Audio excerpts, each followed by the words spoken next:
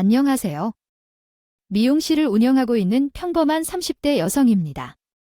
10년이면 강산도 변한다라는 말이 있지만 아무리 세상이 바뀌어도 아이에 대한 시선만큼은 쉽게 변하지 않는 것 같아요. 결혼을 했다면 무조건 아이를 낳아야 한다는 인식 말인데요. 물론 임신의 자유를 존중해주는 집안도 있지만 적어도 우리 시어머니의 경우에는 눈에 불을 켜고 제 배를 보기도 했었어요. 시어머니께서는 누구보다 손자를 원하시는 분이셨는데 우리 부부는 결혼한 지 10년이 지났지만 아이가 없었어요. 그럴 수밖에 없는 것이 세상이 아무리 아이를 낳기 편해졌다고 해도요. 직업적 특성으로 인해 한계가 있다는 것을 인정해야 합니다. 제 남편과 저는 둘 다 사람 상대하는 직업을 가졌기 때문에 아이를 가질 경우 다른 사람들이 생각하는 것보다 더 많은 것을 감내해야 할 것입니다. 남편은 제약회사의 영업직으로 일하고 있었고 저는 10년 동안 미용사로 일한 후 작년에 겨우 미용실을 오픈했습니다. 임신으로 인해 남편 대신 일을 맡아야 했지만 남편은 계속 일을 해야 했기 때문에 임신 동안 남편이 외벌이를 해야 했습니다. 그러나 남편은 영업직이어서 월급이 불안정하고 영업용 접대 비용도 많이 들어가서 어려움이 있었습니다. 미용실도 안정화되었다면 상황이 달랐을 텐데요. 직원들에게 일을 맡기고 임신을 준비했겠지만 간신히 단골 손님이 찾아오는 와중에 직원을 둘이서는 여력이 없었기 때문에 더더욱 아이에 관한 계획을 미룰 수밖에 없었습니다. 제가 워낙 아이들을 좋아하고 엄마가 되길 원했기 때문에 경제적인 기반만 갖춰진다면 아이를 낳고 싶었습니다. 그러나 아이를 가진다면 질색하는 남편은 결혼 5년 차에 드디어 딩크를 선언했죠. 아이를 낳아 고생할 시간에 차라리 둘이 벌어 편하게 살자는 것을 제안했지만 그럼에도 불구하고 저는 언제나 아이를 원했기 때문에 남편에게 검사를 받아보자고 제안하기도 했습니다.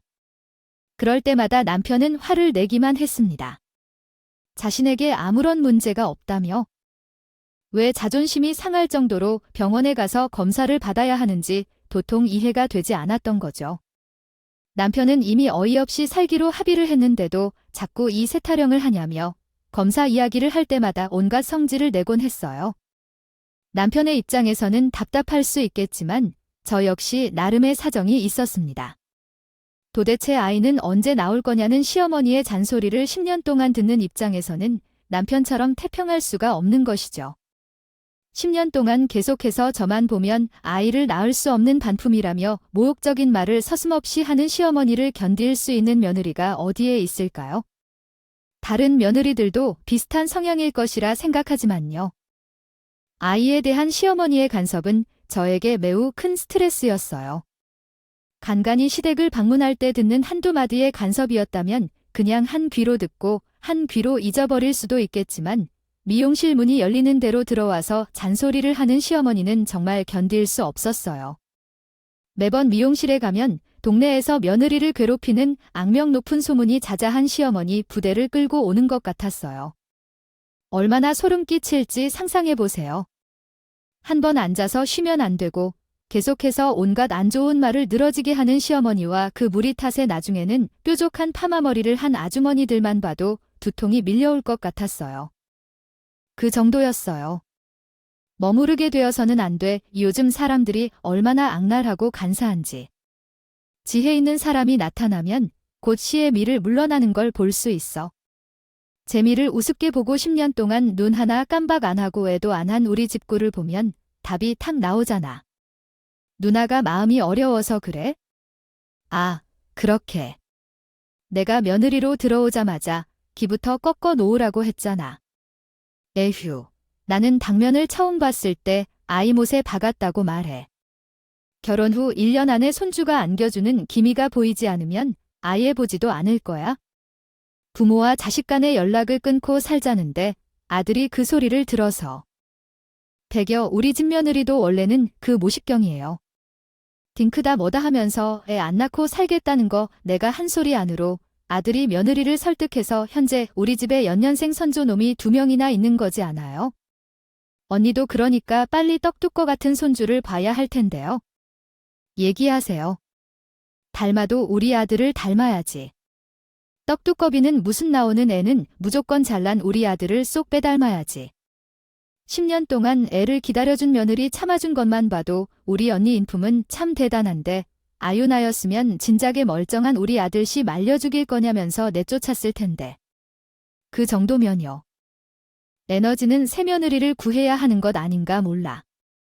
며느리가 일하는 미용실까지 찾아와서 사사건건 사생활까지 간섭하는 것은 치성이 아니라 꼴값이라는 것을 시어머니와 그 패거리들만 모르는 것 같아요. 옆에서 너도 나도 할 거 없이 며느리를 휘어잡는 방법이라며 떠드는 패거리들을 볼 때면 젖은 며느리들은 얼마나 고생을 할까 걱정 섞인 한숨이 저절로 나오기도 했어요. 막말에만 그친다면 시어머니와 그 패거리들이 있는 시간 동안 귀마개라도 끼고 있으면 됐지만 미용실에 올 때마다 공짜로 파마를 해달라며요. 머리 커트를 해달라고 요청하는 것조차 말도 안 된 욕설을 내뱉는 악질 행동으로 이어져서 점차 가슴속에 누적되는 분노는 점점 더 쌓이기 시작했습니다. 그리고 새며느리를 차별하라는 말을 들은 순간 내가 억누르고 있던 분노는 한계를 넘어서 발산하며 처음으로 시어머니와 그 가족들에게 소리를 높였습니다. 미련 없는 행동이면서도 가능한 한 주의해야 한다는 것은 분명합니다. 어디 며느리를 괴롭히는 시험이 아니라 틈만 나면 어머니와 그 가족들이 다가와서 애를 요구하는 상황에서 시어머니를 못지않게 대하는 것에 대해 대들어본 적 없었기 때문입니다. 그래서 아이를 가질 여유도 없는 상황이었습니다. 한번 미용실을 찾아가면 몇 시간씩 앉아있는 것이 기본인 것을 알아야 합니다. 요구하는 것이 얼마나 맞는지도 알 길치 같군요. 파마를 해주라, 염색을 해주라, 다들 누나를 느끼나 봐요. 깜짝도 안 하고 시키는데 다들 너무 많이 하시는 것 아닌가요? 사람도 쉬지 못하게 집이나 일터를 따라다니며 골고루 괴롭힐 거라면 적어도 돈이라도 많이 주셔야죠. 순자야, 내가 며느리로 이렇게 대해야 한다는 걸 받아들여야 하는 건데 시어미가 걱정해서 몇 마디 했다고 아직부터 염증을 일으키고 있네요. 시엠이 구박하려는 발악을 하는데 나이가 들면 얼마나 무시당할지 정말 무섭네요. 암탉이 울면 집안 씨가 싹 마른다는데 그 여자가 우리 집대를 끊으려는 작정한 것 같아서 참 골치가 아파요. 자기 룰을 잘못 내리는 놈 때문에 우리 아들은 열매도 먹을 수 없게 되었으니 이제 죽어서 저승에 간다면 제삿밥은 누가 주나요? 차려주고 기가 막혀서 누가 누굴 구박한다고 그러세요. 눈 떠서 감을 때까지 바늘에 실물을 꺼둔 것만 그냥 쫓아다니면서 뒤통수에 빗자루를 휘두르는데 세상 어떤 암탉이 안 울고 배겨요. 어머니만 가만히 계시면 져요. 세상 둘째가라면 서러울 현모양처에 예의 바른 며느리까지 될 자신 있다고요. 시어머니는 가슴을 펑펑 내리치며 아주 한탄스럽다는 듯 목 놓아 오시더군요. 그러자 옆에 있던 패거리들은 시어머니를 따라 아주 눈물이 찔끔찔끔 흘리며 시어머니를 위로해 주었고요. 정작 위로를 받아야 할 사람은 10년 내내 애를 낳으라며 구박이랑 구박은 다 받았던 저인데 말이에요. 미용실이요. 울며 떠나는 손님들의 발걸음마저 돌리는 시어머니와 그 패거리들의 눈물은 정말 인상적이었어요.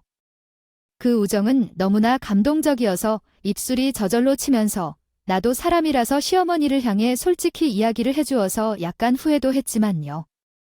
하지만 미용실 근처에서 시어머니와 패거리들이 정말 소리 한 번도 없이 어디론가 사라진 것을 보니 며칠 후에는 그들의 모습이 생각나지 않게 되더라고요. 그래서 잠깐 동안 신나게 일을 하며 단골 손님들을 늘리고 있었지만 어느 날 시어머니가 중년 여자와 함께 미용실로 들어오셨어요.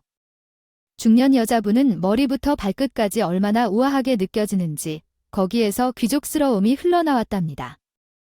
입에서는 사모님이 나오실 것 같을 정도로 연세가 들어가고 있었습니다. 시어머니께서는 자신의 고등학교 동창으로 소개해 주신 중년 여성분이 딸내미가 이혼을 하고 힘든 상황에 처하고 있다고 하여 미용실 직원으로 일할 수 있도록 강제적으로 부탁하셨습니다. 만일 시어머니가 혼자서 이런 부탁을 하신 것이었다면 저는 즉각 거절했을 것입니다.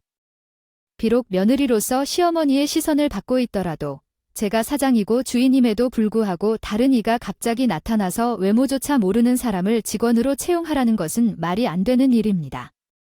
그래서 정중하게 거절하려던 순간 사모님은 제게 큰 봉투를 건네며 부탁하셨습니다. 부디 자신의 딸을 직원으로 써달라는 내용이었습니다. 대화를 나누어 보니 이혼 이후에 심각한 상황에 처한 정도로 심리적으로 받아들여야겠다는 생각이 들었습니다. 일단은 고개를 끄덕였습니다. 그리고 힘들어하는 것을 옆에서 보기에 안쓰러울 정도라는 말을 덧붙였습니다. 두꺼운 봉투와 함께하는 간절한 부탁에 대해 제가 일하는 것을 봐서 직원으로 계속 쓸지 안 쓸지 결정할 수 있다면 고생 한번 해본 적 없는 부잣집 딸이라는 말도 있는데 처음에는 직원에게 큰 기대를 하지 않았습니다. 그러나 직원은 손님들에게 부침성 있게 대하고 물론 맡은 일까지 잘하는 것뿐만 아니라 자잘한 미용실 청소부터 손님들의 샴푸까지도 열심히 하는 모습을 보고 저는 부잣집 딸이라는 이유만으로 색안경을 끼고 무시했던 것을 미안하게 생각했습니다. 느꼈어요. 특히 직원들은 저처럼 사장보다 손님 응대를 더 잘하거든요. 싸가지 없는 둘째를 내쫓으라는 아버지와 어머니의 말씀을 받을 정도로 직원들을 칭찬하시더라고요. 손님들에게 친절하게 응대하는 직원 덕분에 미용실 매출이 상당히 증가했어요. 이 소식은 전달된 매출과 매우 대조적이었기에 직원에게 경박스러운 마음이 들었죠. 우리 미용실에서 일해준 것에 대해 너무 고마우니까요. 물론 인간관계는 항상 원만하지 않을 수 있는데 시부모님께서 가끔 미용실을 찾아와서 마음을 조금씩 달래주시기도 했지만요. 마음을 진정시키고 평판과 매출을 살펴가며 미용실에 올라가며 하늘 높은 줄 모를 때마다 원래는 직원에게 하루에 6시간만 일해야 하고 최저시급만 받아야 하는 것이 맞았지만 직원이 일에 능숙하고 손님들을 꼼꼼히 대접하여 250만 원씩 주기로 결정했다. 남편은 6시간만 일하는 직원에게 왜 그렇게 많은 돈을 주는지 타박하기도 했지만 사람이라면 받은 은혜에 상응하는 베풀기를 해야 한다. 만약 그 직원이 아니었다면 우리 미용실은 죽어도 구멍이 안 메꿀 정도로 손님들이 많아져 장사가 잘 될 것이다. 되지 않았을 것이고요. 솔직히 직원에게 미용 기술을 가르치고 정직원이 될 수 있도록 노력하는 마음도 굴뚝 같았어요. 직원은 꼼꼼하면서 손재주도 좋았거든요. 그리고 놀랍게도 직원은 미용실에서 일하고 있는 3개월째에 저에게 제대로 미용을 배워보고 싶다고 이야기했어요. 직원에게 티를 내진 않았지만 속으로는 환호를 지르며 기뻐했죠. 사업을 하면서 가장 어려운 점은 마음에 맞는 사람을 구하는 것이라고 하는데 저는 이미 그 해결책이나 마찬가지였기 때문에요. 미용실이 문을 닫을 때면 매니킨을 가져와서 직원에게 머리 손질하는 법을 가르쳐줬어요. 직원은 손끝이 야무하면서 배우는 속도도 빠르기에 곧 자격증을 취득하고 함께 일할 수 있을 것이라는 생각을 하게 되었습니다. 직원 또한 전문적으로 미용사 자격증을 취득하면 즉시 우리 가게에서 정규직으로 일하고 싶다는 의사를 표현했고 나만큼 잘 챙겨주는 사장을 만나기가 어려웠다고 언급했습니다. 아무래도 더 많은 사람이 일을 맡게 되면 시간적 여유도 늘어날 것이 분명하기에 남편에게 생각을 물어보았는데 아이를 낳는다면 시간과 경제력 면에서 지금이 가장 적당한 시기라고 생각했기에 대화를 시작했습니다. 처음에는 남편이 거절할까봐 조급해했지만 뜻밖의 일로 남편이 즐겁게 수락해 주었습니다. 들은 내용을 다시 문법적으로 올바르게 다듬어 보겠습니다. 이야기를 듣니 남편 역시 미용실 매출이 늘어나면서 아이 생각이 났다고 해요. 자기가 딩크를 선언했던 것에는 경제적 부담이 컸다고 털어놓기도 했고요. 사실 저는 남편에게 검사 이야기를 며칠 전 산부인과에서 받아온 결과를 전달하기 위해 비뇨기과를 함께 찾아갔어요. 검사가 끝나고 담당 의사께서 내일이면 결과가 나온다고 말씀하셨죠. 전화로도 결과를 알 수 있으니 바빠도 굳이 병원에 오지 않아도 된다고 하기도 하시더라고요. 큰 이상이 없으면 시험관 수술 없이 자연 임신이 가능할 것 같다는 의사 선생님의 말에 가슴이 벅차기만 했어요. 드디어 10년 만에 저도 아이를 가질 수 있게 된 겁니다. 차에 올라타 집으로 돌아가는 동안 저희 부부는 찾아올 아이에 대해 자연스럽게 대화를 나누게 되었어요. 남편은 아들이 원하는 것 같은데 제 입장에서는 성별은 상관없었어요. 건강하게 태어난다면 더 이상 바랄 게 없는 겁니다. 그러나 우리 부부의 계획은 시작도 하기 전에 물 건너가 버렸어요. 남편과 시아버지가 교통사고를 당했거든요. 둘 다 평소에 가깝게 지내던 지인의 장례식장을 다녀오다가 졸음운전하는 덤프트럭과 충돌하여 큰 위로를 받았습니다. 사고를 당한 것은 제 남편이었습니다. 그나마 좀 나았어요. 팔에 금이 가는 정도의 가벼운 부상이었지만 안전벨트를 착용하지 않은 아버지는 심각한 부상을 입으셨어요. 생명의 위협을 가질 정도였어요. 응급실에서 소식을 듣자마자 저와 시어머니는 제대로 신발도 신지 않은 채 응급실에 뛰어갔지만 상황이 심각해서 할 수 있는 일이 없었어요. 남편과 아버지 둘 다 의식이 돌아오지 않았어요. 할 수 있는 게 하루 빨리 깨어나기를 기다리는 것뿐이었어요. 그러던 중 남편이 의식을 찾기를 기다리는 중 남편의 휴대폰이 울렸고 전화를 받았더니 비뇨기과에서 걸렸어요. 전화로 말씀하신 대로 일반적으로 30대 남성의 정자량은 2천만 마리 이상이지만 여기서 남편님의 경우 100만 마리도 안 되는 정자가 검출되어서요. 폐쇄성 경우에는 통로가 막혔다 해도 일부 길만 열어주면 임신 가능성이 있지만 남편님의 경우에는 정자가 없어서 임신이 불가능한 것으로 보입니다. 역캠의 경우 남편님이 무정자증이 있다는 말씀이신 건가요? 그날의 컨디션이나 몸 상태에 따라 검사 결과가 달라질 수 있지만 정자가 부족한 상황에서 재검사를 해봐도 결과가 크게 다르지 않을 것으로 예상됩니다. 현재 결과만으로 정상 임신은 거의 불가능하다는 판단이 나와서 원하신다면 시험관이나 정자기증과 관련하여 알아보시는 것이 좋을 것 같습니다. 엘사와 전화를 끊은 뒤에 자리에 철썩 주저앉아 버렸어요. 남편이 무정자증이라니 전혀 생각해 본 적도 없는 일이었거든요. 뒤이어 비뇨기과에서는 검사 결과에 대한 내용을 문자로 보내주었는데요. 저는 몰래 그 문자를 삭제해 버렸어요. 가뜩이나 시아버지의 상태가 안 좋은데 자신이 무정자증이라는 것까지 알게 되면 얼마나 상심이 클지도 몰라요. 이후 남편과 시아버지 두 사람이 모두 회복을 한다면 그나마 다행이겠지만 별탈 없이 회복한 남편과는 달리 시아버지는 한 달에 버티지도 못하고 눈을 감고 마셨어요. 갑작스러운 시아버지의 부고에 남편과 함께 아픔을 겪었습니다. 시어머니가 크게 슬퍼하셨습니다.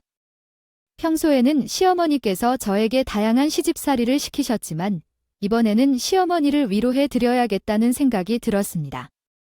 한순간의 사고로 시아버지를 잃은 시어머니는 장례식 내내 실신한 것처럼 울려하며 몇 번이나 자리에 쓰러지기도 하셨습니다. 시아버지의 사진 앞을 떠나지 못하고 하염없이 눈물만 흘리는 시어머니께서는 장례식 마지막 날이 되자 시아버지의 손톱을 따로 챙겨오셨습니다. 갑자기 세상을 떠나 한몫될 수도 있으니 시아버지가 좋은 곳으로 갈 수 있게 돕고자 하는 마음에서 그랬던 것 같습니다. 절에 등이라도 달아야겠다고 말씀하신 것으로요. 시아버지께서 지병이 있거나 평소 건강 상태가 좋지 못해도 온 가족이 이렇게 상심할 일도 없었을 것이에요. 그러나 시아버지께서는 온 동네를 헤집고 돌아다니실 정도로 건강하셨기 때문에 그저 허무하게만 했지요. 그런 와중에 사모님과 직원들은 장례식장에 들러 한 줄기 희망이 되어주기도 했어요. 시어머니께서는 시간을 내어 장례식에 찾아와 준 사모님에게 고마웠고 제 경우에는 일손을 거들어주는 직원에게 감사한 마음을 가지게 되었어요.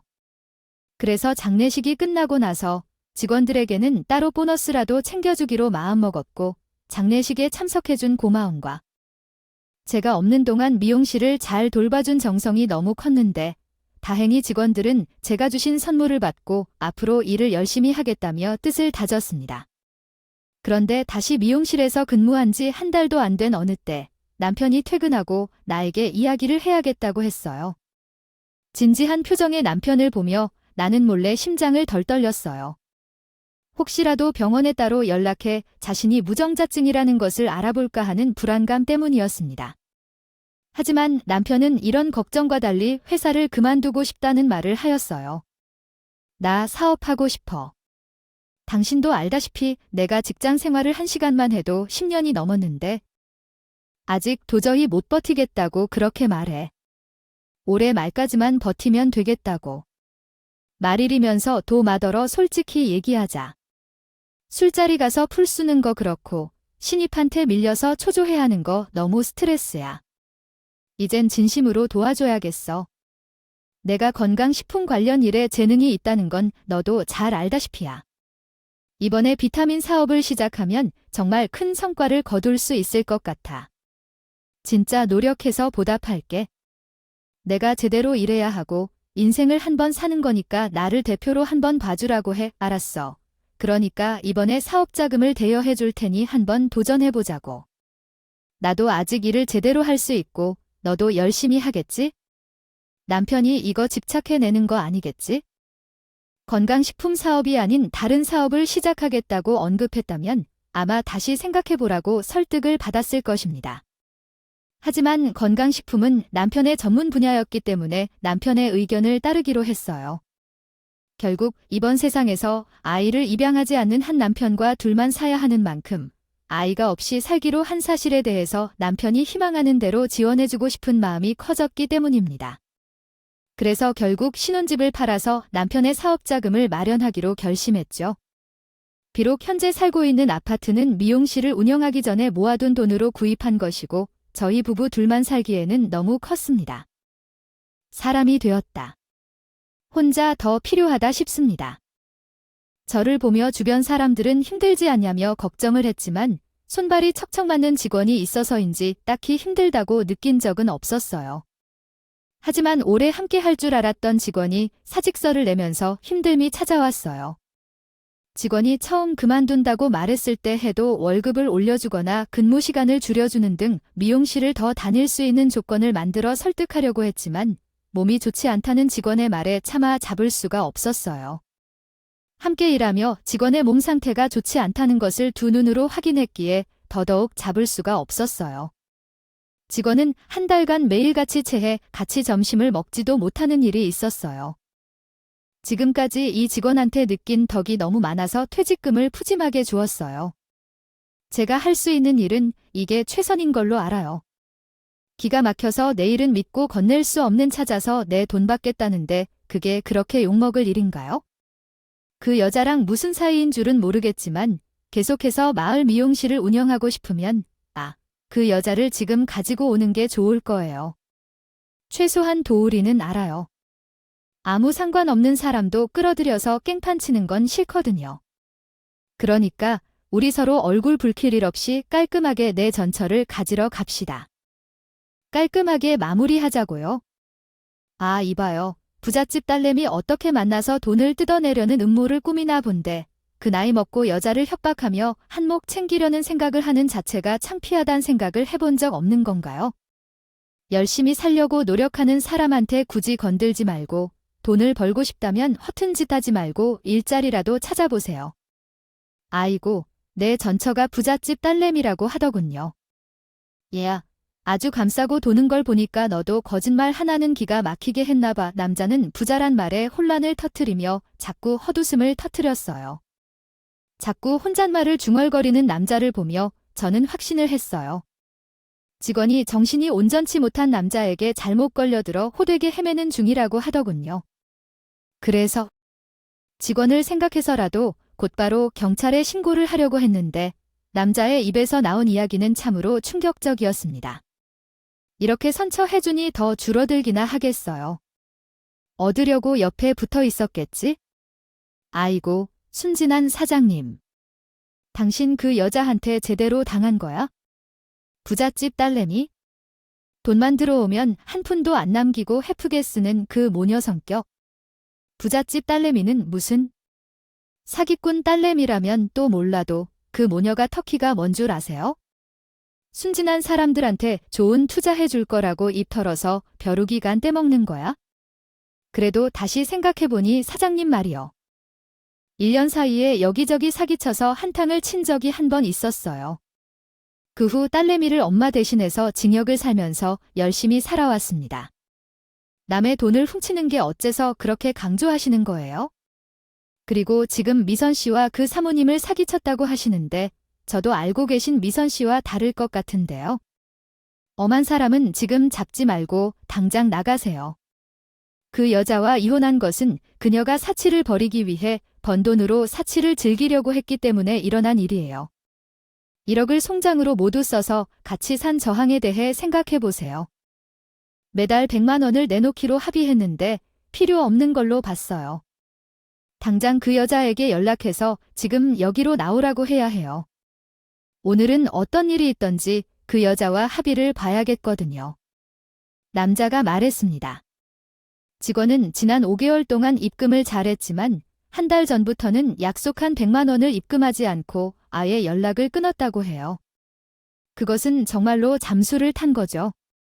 남자의 말이 사실인지 아닌지는 모르겠지만요. 흥분하여 날뛰는 남자를 그대로 두면 위험할 것 같았어요.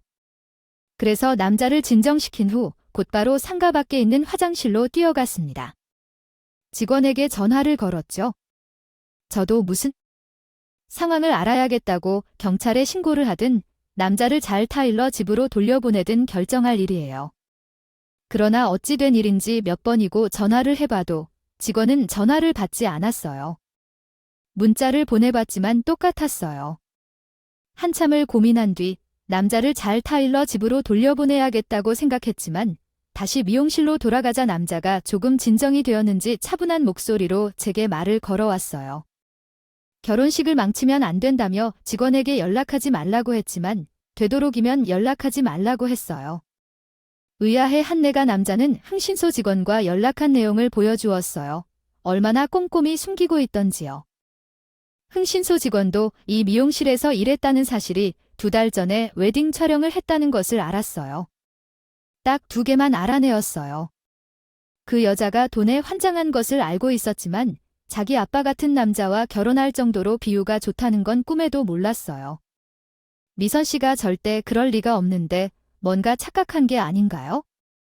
그 여자한테 홀려도 단단히 홀린 모양인데요. 여기 명함을 주겠단 거니까 직접 가서 확인해 보세요. 아마 까도 사탕처럼 사건이 따라 나오는 걸 보면 그쪽도 혀를 내두를 겁니다. 웨딩 촬영 전문 업체에 명함을 건네준 남자는 자신의 연락처도 같이 주며 혹시라도 직원을 만나게 되면 자신에게 연락하라고 했어요. 직원과 연락이 되지 않아서 남자의 말이 진실인지 아닌지를 알 방법이 없었지만 자꾸만 남자의 말이 신경 쓰였어요. 직원이 아버지가 되는 남자와 결혼한다는 소식을 들었을 때 만일 사모님이 그 사실을 모른다면 알려주어야 하니까 저는 남자가 건네준 명함을 보고 촬영장을 찾아갔어요. 촬영장에 도착한 후 직원의 언니라고 속이고 직원 대신 사진을 찾으러 왔다는 거짓말을 해야 했어요. 그러자 직원은 기꺼이 사진을 보여주었는데 직원의 웨딩 사진을 보는 순간 저는 숨을 크게 들이쉬고 입을 틀어막아야만 했어요. 직원이 결혼한다는 소식에 아빠 대신 되는 남자를 왜 하느냐고 생각이 들었어요. 다름 아니었습니다.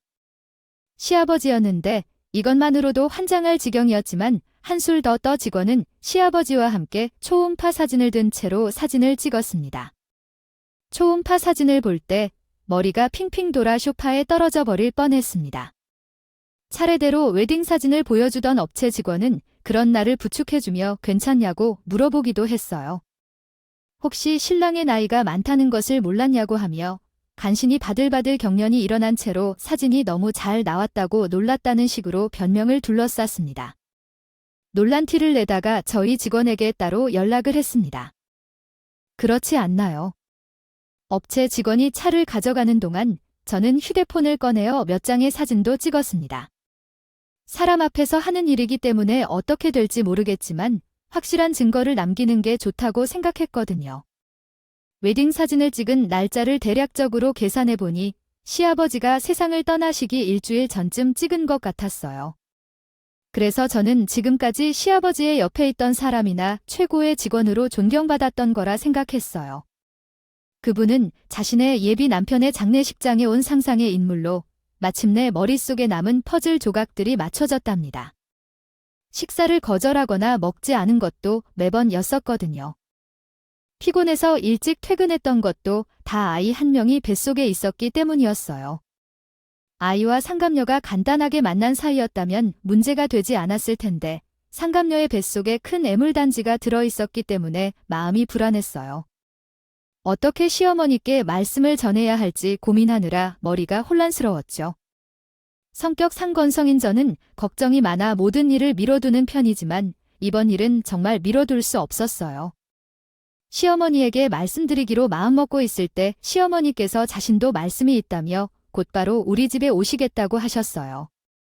시어머니께서 오신다는 소식에 저는 급하게 냉수 한 잔을 벌컥벌컥 마셨어요. 하지만 웨딩 사진과 뱃속에 있는 시아버지의 아이를 생각하니 손발이 떨리고 심장이 벌렁거려서 가만히 있을 수가 없었어요. 얼마 지나지 않아 초인종이 울리고 시어머니가 현관으로 들어오셨는데 뒤이어 들어오는 발을 보고 까무러칠 정도로 놀라고 말았어요. 조강지처인 시어머니와 시아버지의 상간녀가 함께 들어왔는데 놀라지 않는 게 더 이상하잖아요. 혹시 시어머니도 이 사태의 심각성을 알고 있을 수도 있다 생각하니 떨리다 못해 심장 소리가 귀까지 들리는 것 같은 착각이 들 정도였어요. 그런데 시어머니께서 갑자기 제 얼굴에 초음파 사진을 던지며 버럭 소리를 지르셨어요. 애도 못 낳는 너 같은 여자는 소방을 맞고 쫓겨나야 돼요. 내 새며느리가 아들을 임신했다고 하더라고요. 그러니 이제 너는 우리 집에서 당장 나가야 해. 형님 받아들이기 힘들 수는 있겠지만 뱃속의 애를 생각해서라도 물러나 주세요. 벌써 3개월이나 됐는데 태준 씨의 아이를 임신한 주제에 다른 남자를 만날 수도 없는 바람직한 일이지 않아요. 이 형님이 아직 콜몸이셔서 태준 씨와 이혼해도 새로운 출발을 해서 잘 살 수 있다고 생각해요. 형님이 조용히 넘어가 주시면 태준 씨에게 잘 말해서 위자료는요. 넉넉히 챙겨주세요 라고 말씀드릴게요. 아가 위양료는 무슨 위양료인가요? 예전에 갔으면 벌써 자식도 낳을 수 없는 여자로 여겼겠지만 벌써 쫓겨났다고 하니까 맨발로 질질 끌려나가지 않는 것만으로도 감사해야겠죠. 아이도 못 낳는 닭 주제에서 어디 위행료가 가장 큰가요? 그것에 돈을 챙겨줄 만큼 있으면 잉어즙도 더 사 먹어주세요. 우리 귀한 손주가 건강하게 자라도록. 어머니도 참으로 너무 손주만 아끼시는 것 같지 않습니까? 그런 말씀 말고 손주를 안고 계신 저도 아끼셔야죠. 대준 씨도 저만 보면서 저희 아들 우리 아들만 보며 제 배만 보는데 어머니까지 손주만 예뻐하시면서 제가 질투해서 못하는 게 더 번거롭잖아요. 살게요. 어머니라도 저한테 사랑을 듬뿍 주셔야 할 텐데요. 뱃속에 손주도 쑥쑥 자라고 형님이 명색이 본부인데 대우는 제대로 해주어야죠. 태준 씨랑 어머니만 있다면 저는 아기를 낳기 전까지 싸구려 모텔방만 전전해도 괜찮아요. 아르사 아이 홀몸도 아닌데 그런 싸구려 모텔방에서 지내면 골병 들어요. 어미 마음이 편해야 뱃속에도 쑥쑥 잘 자라는 법이죠. 아니, 그건 내가 알아서 처리할 테니까 너는 일단 안방에 가서 쉬고 있어. 언제부터 남편을 만났냐고 물어보자면 상간녀는 잠깐 뜸을 들이더니 시아버지가 돌아가시고 위로 차원에서 가볍게 만나다 보니 관계가 깊어졌어요. 뱃속에 아이가 들어섰다고 대답을 했지요. 아주 입이 근질거려 죽겠더라고요. 저 여자 뱃속에 애가 내 남편의 자식이 아니라 내 남편의 동생이라고요. 장례식이 끝나자마자 뱃속에 있던 시아버지의 씨가 남편의 씨로 바뀐다는 게 애초에 말이 안 되는 거잖아요. 삼신할머니가 상간녀에게 요술을 부린 것도 아닐 테니까요. 사람이 너무 어이가 없으면 웃음이 절로 나온다는데 제가 다 그랬네요. 시어머니는 자기 남편의 상간녀인 줄도 모르고 복덩어리 며느리라며 덩실덩실 춤을 추는데 시어머니나 얌전한 척 남의 씨를 가진 채 부뚜막 이사를 하려고 호시탐탐 기회를 엿보는 것 같아요. 상간녀를 보고 있자니 도저히 웃음을 참을 수가 있어야겠어요. 그래서 아주 배꼽이 빠져라 폭소를 터뜨리던 것이었죠. 그러자 시어머니는 어디서 재수없게 희죽거리냐며 들고 있던 시장 가방으로 제 머리통을 후려갈겼어요. 얼얼할 정도로 뒤통수를 얻어맞고 나니 정신이 확 차려져서 곧바로 상간녀가 손에 쥐어준 초음파 사진을 시어머니 얼굴에 다시 집어던지며 모든 비밀을 폭로하기 시작했습니다. 당신 아들이 무정자증인 건 몰랐지? 씨 없는 수박이 어떻게 씨를 줘? 씨 없는 수박이라니 너 이거 사 그게 무슨 말이야? 내가 어떻게든 미자료라도 한 푼 더 뜯어내려고 봐라. 그러나 본디 어림도 없다. 힘 없을 거잖아요. 사장, 언니가 아닌 형님, 말씀 좀 들어주시겠어요? 증거가 있어요. 차마 내 입으로 말하는 것도 더러워서요. 직접 가서 유전자 검사라도 하던가요? 아, 그리고 꼭 돌아가신 시아버님 유전자 검사도 함께 해보시고요. 도둑이라는 말이 괜히 있는 게 아니에요. 제 말에 상간녀는 겨울바람에 사시나무가 떨리는 것처럼 온몸을 떨면서 말했어요. 그리고 제 말이 시어머니는 믿을 수 없다는 듯이 저를 향해 가방을 후려치며 그의 진실을 밝히려 하고 실세라고 여겨지는 시어머니의 가방을 붙잡으며 할 수 있는 최대한의 소리로 말했습니다. 뭔가를 엄청난 착각을 하신 것 같지만 우리 집에는 어머니, 잘난 아들이나 한 푼도 벌지 않은 제 명예의 집이기 때문에요. 알다시피 그 사람은 제 두 아이를 키우고 있는 누님이에요. 그 상황을 이해하고 있는 분들은 많지 않지만 제가 혼자 살 수 없는 만큼 더 이상의 선택지가 없었어요. 부모님도 그 상황을 이해하시는 것 같아요. 함께 협의하여 최선의 결정을 내렸습니다. 저 혼자가 아니라 함께 이 문제를 해결해 나갈 수 있어서 다행입니다. 함께 혼란 속에서도 서로를 지지해주고 격려해주는 게 가장 중요한 것 같아요. 어려운 시기를 겪고 있더라도 우리는 더 큰 위기를 극복할 수 있을 거라 믿어요. 함께 힘을 모아 극복해 나갑시다. 현관문을 차며 당장 문을 열어라고 외쳤지만 경찰이 출동하여 차마 말도 못하고 자기 집으로 돌아갔네요. 하지만 시댁 식구들 사이에서는 피를 말리는데도 같은 유전자라면서 남편도 저에게 전화를 걸어 난리를 피우더군요. 당신 해도 너무한 거 아니야? 어떻게 내가 사업자금도 대주는데 내버려 두고 바람을 피웠다고 하는 건 잘못했다고 쳐도 사람을 몰아세울 수가 있을까요? 유전자 검사까지 요구하며 이야기하는데 이제야 말하지만 당신이 무정하다고 자칭하는데 어차피 제가 개차반 같은 당신 집에서 나가겠죠. 적어도 이 사실은 말해줘야 할 것 같아서 당신이나 어머니나 내 말이라면 듣지도 않는데 더 입시를 할 거 없이 그냥 유전자 검사를 하는 김에 당신도 검사를 다시 해봐야 해. 소도둑보다 더 무서운 게 시도둑이라는데 제대로 해야지. 전화를 끊은 후 바로 상간녀의 전남편에게 전화를 했어요. 상간녀가 어떤 짓을 저지르고 있는지 지금 어디에 머무르는지를 말해줘야 했으니까요. 사실 제 핸드폰에는 웨딩 사진이 있었기에 당장 남편과 시어머니에게 그 사진을 보여주고 상간녀를 응징할 수도 있었는데 그렇게 되면 상간녀가 일으킨 악행에 비해 너무 쉽게 끝나버릴 것 같아서요. 의도적으로 입을 꾹 닫고 상담녀의 전 남편에게 전화를 한 것이었어요.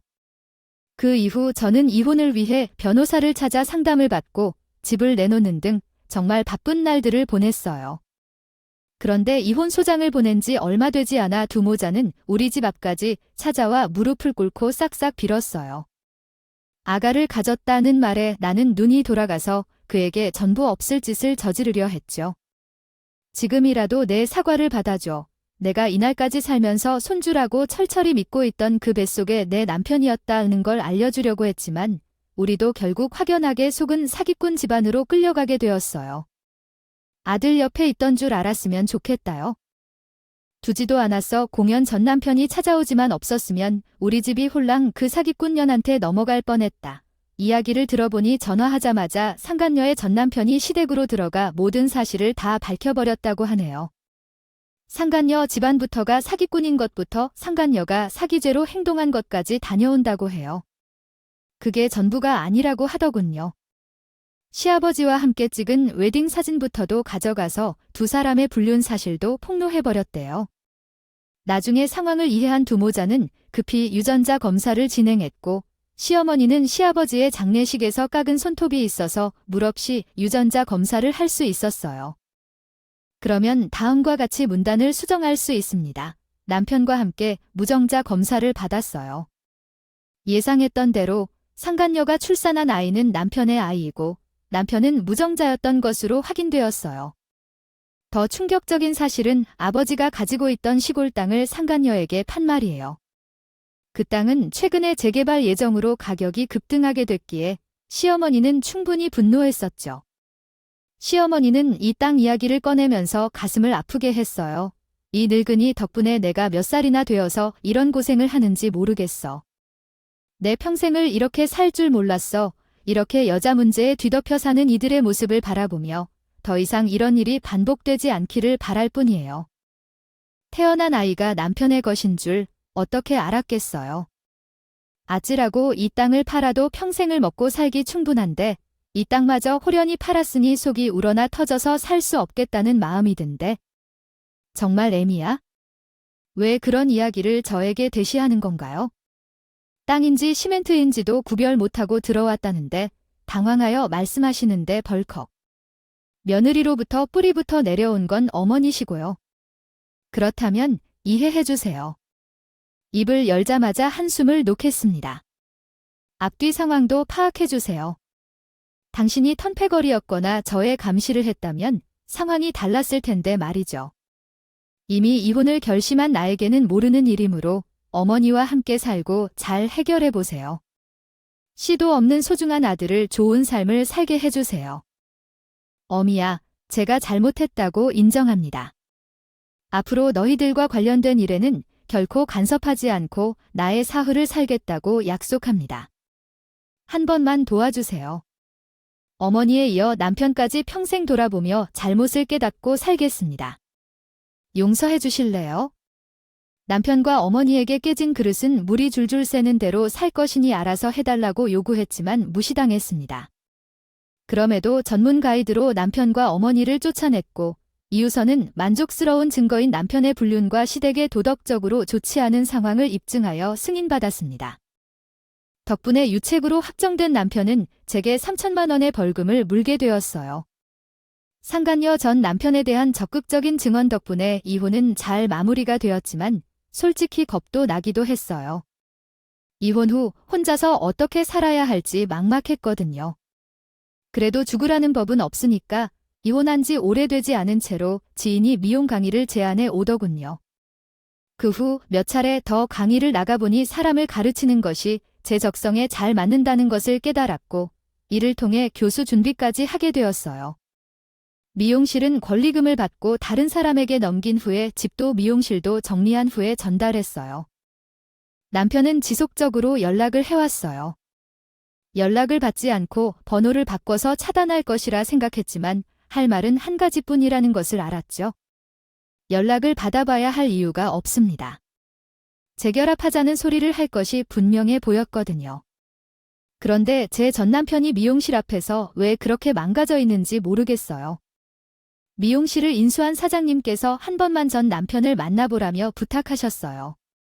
사장님의 부탁으로 인해 어쩔 수 없이 전 남편을 만나게 된 건데요.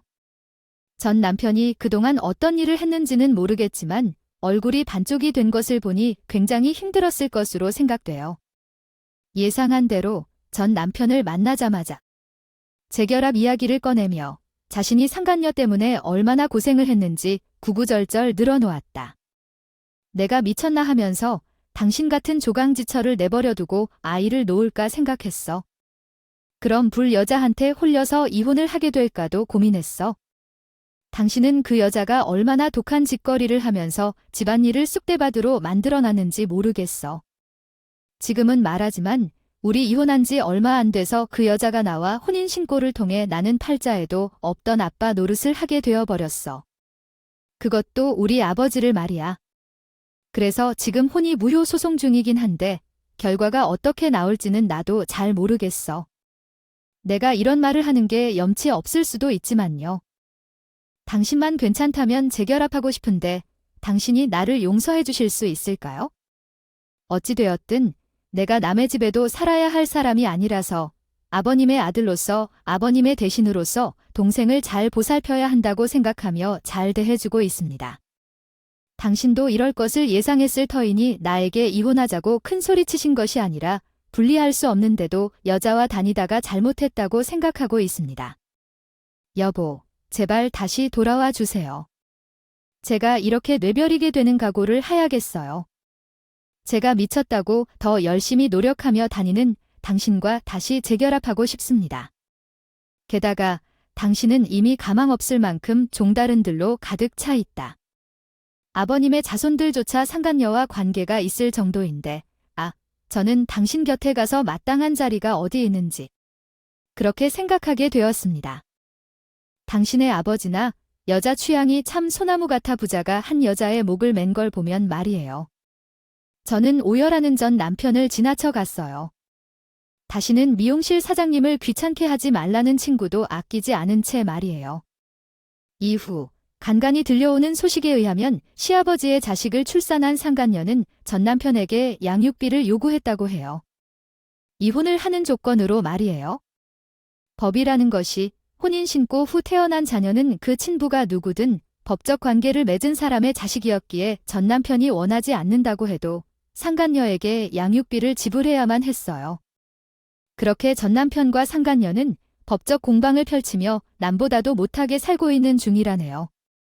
그에 비해서는 교수로 임용을 받는 것이 막바지에 다다를 때 내년에는 새로운 삶을 살 수도 있을 것 같습니다.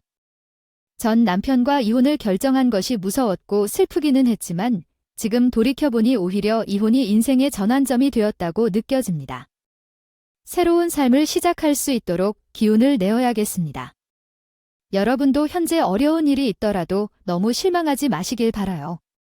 현재 상황이 좋지 않더라도 그것이 새로운 기회로 이어질 수도 있으니까요. 그럼 지금까지 제 이야기를 들어주신 분들께 감사의 인사를 전하며 제 긴 이야기를 마치겠습니다. 감사합니다.